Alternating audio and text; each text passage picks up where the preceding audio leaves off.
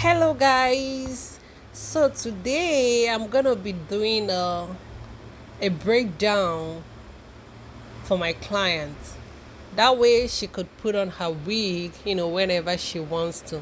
So we're gonna be doing like a 6 braids, 6 cornrows.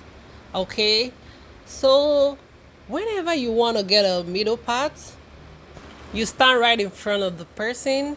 From her nose, you connect it to the mid of her hair and then connect it from the back.